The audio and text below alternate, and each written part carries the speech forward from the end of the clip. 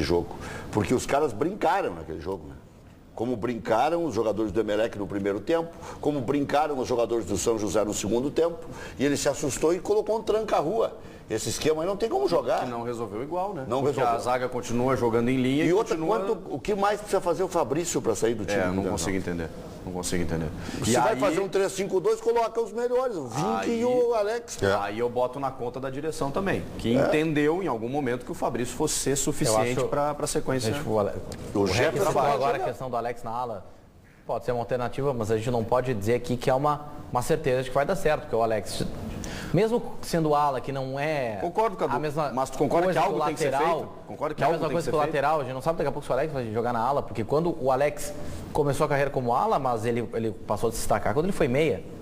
Mas tu E concorda agora, que algo precisa com uma ser idade feito? mais avançada, nem tanto, mas 30 e poucos agora. Então né? coloca o 32, Jefferson. 33. A gente não pode assim também botar assim, não, tem que botar o Alex porque aí resolve tudo. Também não dá para ser assim. Tu viu a pergunta que eu te fiz? Tu não acha que algo tem que ser feito? Sim, eu falei testar, mas não a gente falar como se fosse mas algo alguma que coisa fosse precisa ser feito. Ser uma certeza. O futebol mostra historicamente que a necessidade de se criar um fato novo no momento de crise é importante. Mesmo quando o fato novo, isso aconteceu em 97 com o Internacional, Fosse mudar não mudando. Mudar não mudando. O Inter tinha que demitir o Celso Roth, não demitiu, o Celso Roth formou um dos melhores times do Brasil naquele ano. Mas o fato novo tem que ser criado. O Inter já criou um fato novo nessa Libertadores. E quem criou foi o técnico, em aspas, porque eu acho que tem participação da direção, que foi uma mudança radical de formatação de time, para 3 zagueiros e tal. Não adiantou. Então, o próximo fato novo, acho que seria a troca de treinador. Até para as pessoas entenderem, né? Parece que a gente está aqui, é surreal, né? O Inter está na Libertadores, está bem na tabela e nós estamos cogitando a mudança no comando técnico. O torcedor sabe. Mas nós estamos cogitando baseado em informações que temos da insatisfação da entrevista do presidente Vitório Pífero no desembarque e também que se alguma mudança for acontecer, ela vai ser agora. Não vai ser daqui 2 semanas. Não. Agora, Chico, se acontecer, de dentro gente, pra ó, fora. Começa a fiscalizar o Twitter aí, ligar o rádio, porque se tiver para... Não estou dizendo que vai acontecer, mas se houver novidades, ela vai ser agora, até domingo, se até segunda-feira o Aguirre não for demitido, não será mais. É isso aí. Agora, a convicção é de dentro para fora ou de fora para dentro? Tem isso, né? Começa a pressão de ex-dirigentes. Sim. Tem técnico não bom, desempregado. Tem o Mano, o Abel, não tenha dúvida. Quer dizer... Não tenha dúvida, né? O entorno, aquela vaia... Mas o entorno funciona, né? Se eu até volto pro clube, mas se for junto com o Celso, eu até volto... O entorno às vezes apita mais do que... Bom, o presidente talvez até imagine, o legal seria dar sequência ao treinador. Aí começa pelo fato de que o treinador nunca foi a convicção dele, era a convicção do falecido e saudoso Luiz Fernando Costa. O Pífero foi convencido. Daqui a pouco, no entorno, estão todos pressionando para a troca de treinador. E daí não tem aquela voz firme que diga, não, acredita. Lembra que eu te falei? Exatamente. O Pífero não vai ser o cara que vai, não, esse é o meu técnico e eu acredito nele. Nunca foi. Até porque o Inter ficou fragilizado no seu departamento de futebol, agora tem o Pellegrini e tal, mas tinha uma figura, embora iniciante, né, do Luiz Fernando Costa, que era um cara de muita personalidade e bancava. Foi ele que bancou. Tem outro ponto, tá? Um outro ponto que talvez vá além do resultado de campo e vai para a questão institucional. O Inter investiu bastante nesse elenco. Sim. E sair cedo de uma Libertadores. Vai ter uma reversão de expectativa de receita mais do que muito isso. grande. O presidente se dá conta o seguinte, time eu dei. Mas mesmo que a gente faça ressalva de que jogadores renomados não estão rendendo individualmente, que é o caso do Hever, do Newton. Mas o grupo que o Inter formou tinha que estar com um time jogando melhor do que está jogando agora. O que o presidente Vitório Pífero tem na sua mente agora, e não verbalizou, é aquilo que o presidente do São Paulo verbalizou para o Muricy. Exatamente. Velho, resolve. Eu te dei grupo, tu vai ter que resolver. O Vitório deu grupo para o Aguirre fazer um trabalho melhor do que está fazendo. Quase verbalizou isso no desembarque. Quase verbalizou. O presidente Pífero não é difícil de convencer. Eles convenceu que o Tite não era mais gremista e virou prioridade. Mas isso é uma virtude dele. Virou prioridade. Sabe que o REC possivelmente seja o melhor repórter que esse país já teve. Que bárbaro. Quando foi repórter. É o filho da mãe. Mas eu fiz algumas coisinhas legais na minha vida. A torcida do Inter me deve essa até hoje. Fez algumas coisas legais. Porque quem descobriu que o Vitório Pífero não queria contratar o Tite em 2008 e estava contratando o Nelsinho Batista, fui eu. Eu publiquei isso, eu tornei isso público. E eu te ajudei, então, porque o Nelsinho Batista, eu acabei com ele numa enquete. Houve uma revolta popular com essa informação e o Vitório Pífero desistiu do Nelsinho e contratou o Tite, que veio formar um dos melhores times do Inter nos últimos anos. E quando é que tu decidiu largar a reportagem? Foi em várias oportunidades, não é mais vida para mim isso. Tá velho. Quando tu comeu alguns besouros lá em Eu comi besouros em Patos, na Paraíba, eu tive infecção intestinal no Peru. Foram alguns momentos que eu vi que não era para mim. Parecia aqueles programas de resistência aqui na televisão. Como é que era o nome? No Limite. No Limite, isso aí é a Libertadores da América. A Libertadores da América é isso aí. Eu acho legal que os caras chegam assim pro repórter e dizem, cara, que sonho isso. Tu viaja com a dupla Grenal, vendo futebol, vendo... Cara, tem cidades que tu só conhece o aeroporto, né? Isso é um inferno. Outro dia eu tava, e o estádio.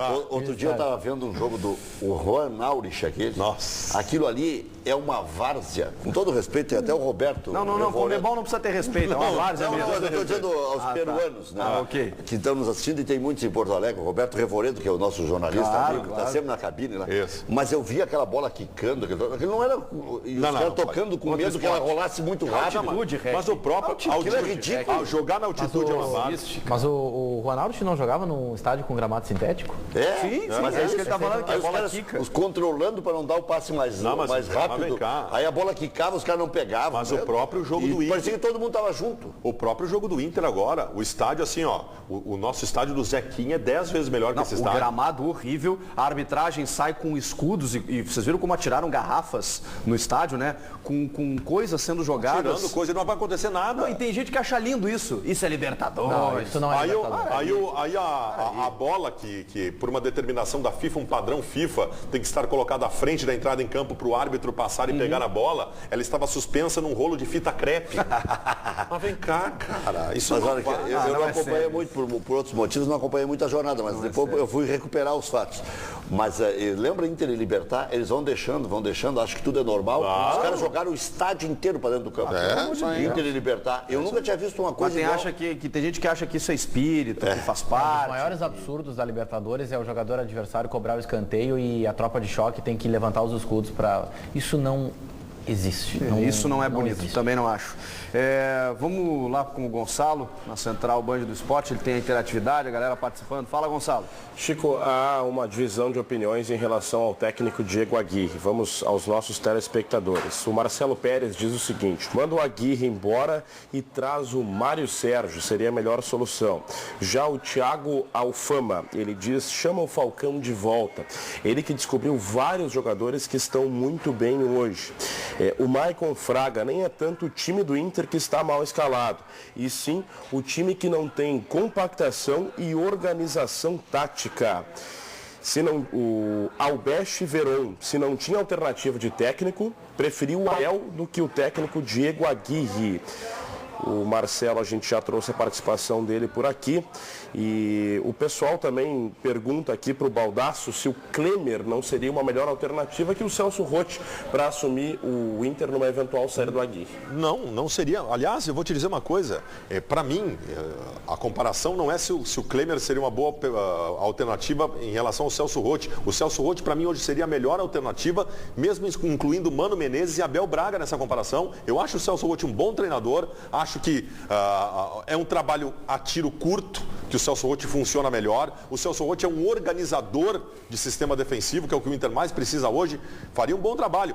Eu nem tenho a convicção se o Aguirre deva sair nesse momento. Eu estou falando na hipótese do treinador sair, entendeu? A única coisa que eu tenho na minha mente em relação ao trabalho do Diego Aguirre é que é um trabalho ruim. Agora. Eu fui ainda nessa hipótese, se o Celso Roth sendo considerado tiro curto, aí não é o canal, né? Libertadores. Mas aí quando termina a Libertadores... Manda embora. Aí é campeão ou nada. Manda embora. Campeão ou nada.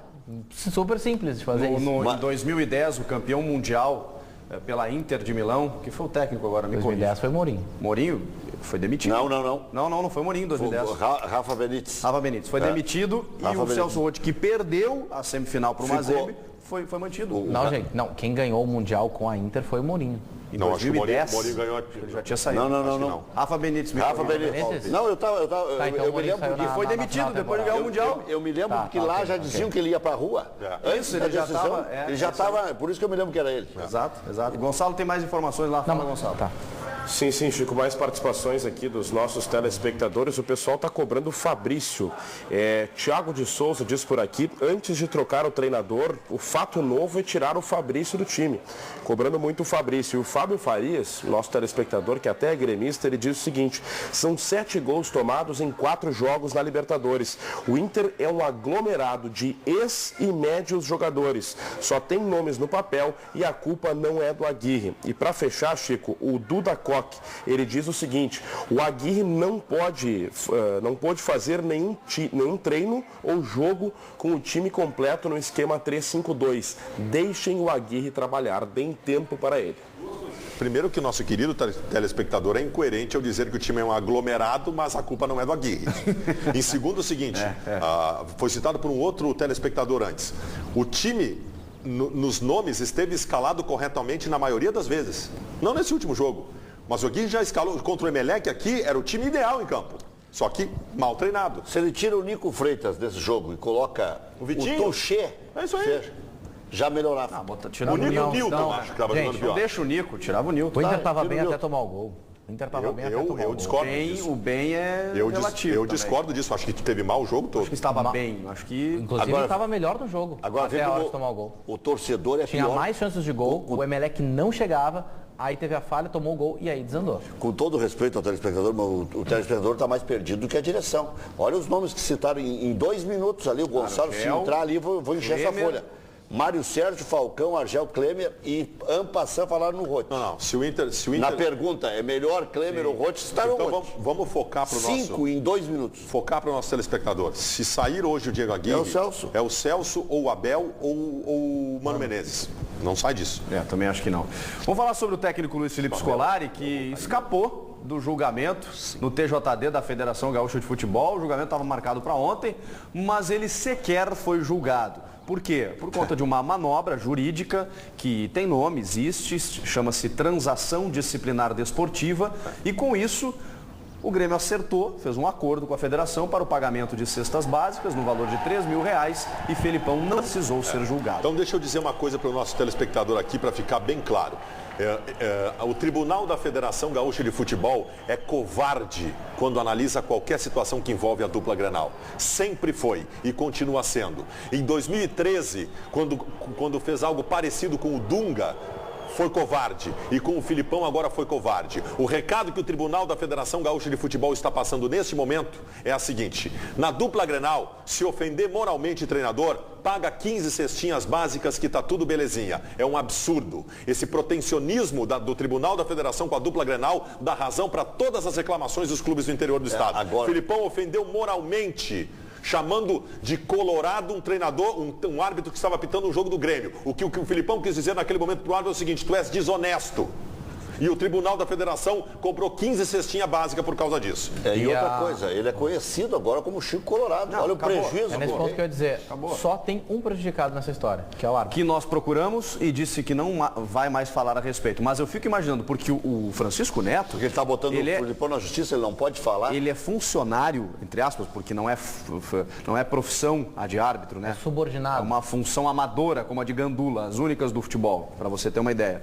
O árbitro não sendo profissional, mas ele é subordinado, ele corresponde à Federação Gaúcha de Futebol. Ele também é um protegido, entre aspas, seu da federação, o árbitro, assim como os seus clubes.